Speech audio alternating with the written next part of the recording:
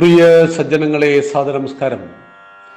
വാൽമീകി രാമായണം തത്വവിചാരത്തിലൂടെയുള്ള യാത്രയിലേക്ക് ഏവർക്കും സ്വാഗതം. രാമന്റെ ജീവിതം, അതാണ് രാമന്റെ സന്ദേശം. നമുക്കിന്ന് ചിന്തിക്കേണ്ട വിഷയം, നമ്മളെല്ലാം ജാംബവാന്മാരാവുക, നമ്മുടെ ഗ്രഹങ്ങളിൽ ഹനുമാന്മാർ വളർന്നു വരും എന്നുള്ളതാണ്. എന്താണ് ജാംബവാന്റെ സവിശേഷത? ലങ്കയിൽ സീതാദേവി ഉണ്ടെന്ന് മനസ്സിലാക്കി 100 യോജന കടൽ ചാടിക്കടന്ന് ലങ്കയിലെത്തണം. വാനര സൈന്യം മുഴുവൻ കടലിന്റെ ഇങ്ങേ ഭാഗത്ത് കരയിൽ നിൽക്കുന്നു. 100 യോജന കടൽ ചാടിക്കടക്കുവാൻ ആർക്കു പറ്റുമെന്ന് ജാംബവാൻ ചോദിക്കുന്നു. പലരും പറഞ്ഞു 30, 40, 50 യോജനയൊക്കെ ഞങ്ങൾ ചാടും. ഒരാൾ പറഞ്ഞു ഞാൻ അങ്ങോട്ട് ചാടും, പക്ഷെ ഇങ്ങോട്ട് ചാടാൻ പറ്റില്ല. ഇത്തരം ലൂസ് സ്റ്റോക്കുകൾ ആവശ്യമില്ല.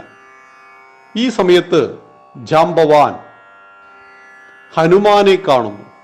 ഹനുമാനോട് പറയുന്നു, ഹനുമാൻ, ഓർമ്മയുണ്ടോ നിനക്ക് നീ ആരെന്ന്?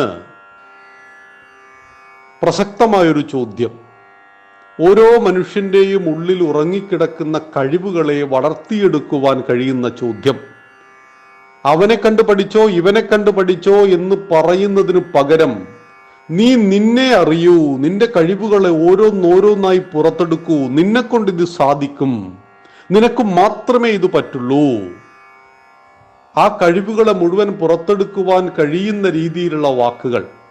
അതുകൊണ്ട് ജാംബവാന്മാരായാൽ നമ്മുടെ വീട്ടിലെ കുട്ടികളോട് പറയാ, മോനെ അല്ലെങ്കിൽ മോളെ, ഇന്നേ കഴിവുകൾ നിനക്കുണ്ട്, ആ കഴിവിനെ വളർത്തിയെടുക്കുക, ആ കഴിവ് ഉപയോഗിച്ച് ഇന്നേ കർമ്മത്തെ ചെയ്യുക, നീ വിജയിക്കും. കാരണം നിന്നെക്കൊണ്ട് അതിന് പറ്റും. നിന്നെക്കൊണ്ടൊന്നിനും പറ്റില്ല എന്ന് പറഞ്ഞ് മക്കൾ ഒന്നും പറ്റാത്തവരായി തീരുന്നു. പാടില്ല. ഇവിടെ ജാംബവാന്റെ മോട്ടിവേഷൻ ഒന്ന് നോക്കൂ. ജാംബവാൻ ഓർമ്മിപ്പിക്കുന്നു, ഹനുമാൻ, നിനക്ക് ഹനുമാൻ എന്ന പേര് വന്നത് എങ്ങനെയെന്നറിയുമോ? നിന്റെ പേര് ഹനുമാൻ എന്നായിരുന്നില്ല. നീ അഞ്ജനയുടെ പുത്രനായിരുന്നു. നിന്റെ പേര് ആഞ്ജനേയൻ എന്നായിരുന്നു. നീ വായുഭഗവാന്റെ പുത്രനാണ്. ഒരു ദിവസം രാവിലെ നീ കുഞ്ഞായിരിക്കുമ്പോൾ ആകാശത്ത് ഉദിച്ചു വന്ന ചുവന്നു തുടുത്ത സൂര്യനെ നീ കണ്ടു. നീ കരുതി അതെന്തോ പഴമാണ് എന്ന്. ആ പഴം തിന്നുവാൻ, അത് വിഴുങ്ങുവാനായി നീ വാ പിളർന്നുകൊണ്ട് സൂര്യന് നേരെ ചാടി.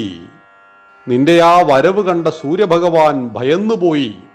തന്നെ രക്ഷിക്കണമേ എന്ന് ദേവേന്ദ്രനോട് വിളിച്ചു പറഞ്ഞു. ദേവരാജാവായ ദേവേന്ദ്രൻ ഓടി വന്നു. തൻ്റെ കയ്യിലുള്ള വജ്രായുധം കൊണ്ട് നിനക്ക് നേരെ അത് ചുഴറ്റിയെറിഞ്ഞു. വജ്രായുധം നിനക്ക് നേരെ പ്രയോഗിച്ചു, ഒരു കുട്ടിയായ നിനക്ക് നേരെ. നീ സൂര്യനെ വിഴുങ്ങുമെന്ന് സൂര്യൻ പോലും ഭയപ്പെട്ടു പോയി നിന്റെ ആ വരവ് കണ്ടിട്ട്. ആ കുഞ്ഞായ നിന്റെ താടിയെല്ലിനെ ലക്ഷ്യമാക്കി ആ വജ്രായുധം പതിച്ചു. താടിയെല്ല് ഹനുവിൽ. അതുകൊണ്ട് നീ താഴെ വീണപ്പോൾ നീ ഹനുമാനായി തീർന്നു.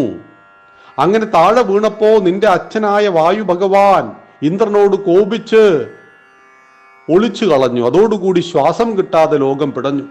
ഈ സമയത്ത് ദേവഗണങ്ങൾ മുഴുവൻ നിന്റെ അരികിലേക്ക് വന്നു. എന്നിട്ട് നിനക്കൊരു അനുഗ്രഹത്തെ നൽകി. ആ ദേവന്മാരുടെ കഴിവിന്റെ ഒരംശത്തെ നിനക്ക് നൽകി. അങ്ങനെ സകല ദേവന്മാരുടെയും കഴിവിന്റെ അംശത്തെ പേറുന്നവനാണ് നീ. നിന്റെ ശക്തി അജയ്യമാണ്, നിനക്ക് അസാധ്യമായതൊന്നുമില്ല. ഈ വാക്ക് കേട്ട ഹനുമാൻ തൻ്റെ ഉള്ളിൽ ഉറങ്ങിക്കിടന്ന ശക്തി ചൈതന്യത്തെ വിളിച്ചുണർത്തിയ ജാംബവാന്റെ വാക്കുകളിൽ നിന്നും ആകാശം മുട്ടേ വളരുന്നു. പിറകിലേക്ക് ഓടിപ്പോയി ഒരൊറ്റ ചാട്ടാണ്. അത് അവസാനിച്ചത് ലങ്കയിലായിരുന്നു എന്നറിയണം. ഇങ്ങനെ മോട്ടിവേറ്റ് ചെയ്യുക. ഓരോരുത്തരുടെയും ഉള്ളിൽ ഉറങ്ങിക്കിടക്കുന്ന പ്രസുപ്തമായ ശക്തി സ്രോതസ്സുകളെ ഉണർത്തുക. അങ്ങനെ ഉണർത്തുവാൻ ഉപയോഗിക്കുന്ന വാക്കുകൾ മാന്ത്രികതയുടെ കരുത്തുണ്ടാവണം. ജാംബവാൻ കൃത്യമായിട്ട് രാമായണത്തിൽ അത് ഉപയോഗിക്കുന്നു. അദ്ദേഹം പറയുന്നുണ്ട്, എനിക്ക് പറ്റുമായിരുന്നു, പക്ഷെ ഞാൻ ഇന്ന് വൃദ്ധനാണ്. എൻ്റെ ശരീരം പ്രായമായിരിക്കുന്നു. പ്രായമാവുന്ന ശരീരത്തെ ബാധിക്കുന്ന ദുർബലതകൾ എന്നെയും ബാധിച്ചിട്ടുണ്ട്.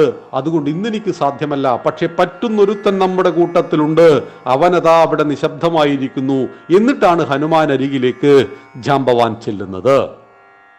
അങ്ങനെ ഉദാത്തമായ ലക്ഷ്യത്തിനു വേണ്ടിയിട്ട് തൻ്റെ ഉള്ളിൽ ഉറങ്ങിക്കിടന്ന കഴിവുകളെ മുഴുവൻ സ്വയം മനസ്സിലാക്കി ആ ലക്ഷ്യത്തെ ഭേദിച്ചുകൊണ്ട് മുന്നേറുന്ന, ആ ലക്ഷ്യത്തിൽ എത്തിച്ചേരുവാൻ കൃത്യമായി പരിശ്രമം ചെയ്യുന്ന ആ ഹനുമാൻ നമുക്ക് മാതൃകയാണ്.